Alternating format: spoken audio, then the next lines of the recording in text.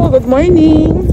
Ayan, update po tayo dito sa project namin sa phase 5 na tiles lang po sa taas, tsaka ceiling and partition, then flooring po dito sa may extension. Ayan po.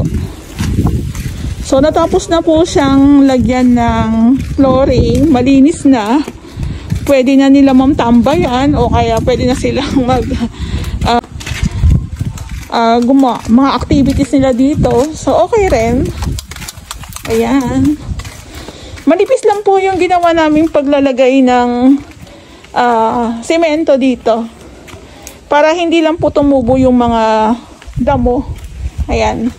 So bali dinaanan lang po namin dahil hindi po kami maka-update dito. Gawa ng karamihan po ng project namin is sa phase 3. Ayan.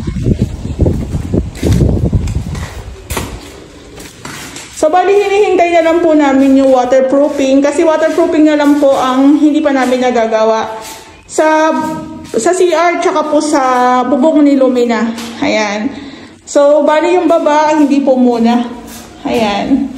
So, let's see kung halimbawa magpa-additional work po ulit si client. Ayan.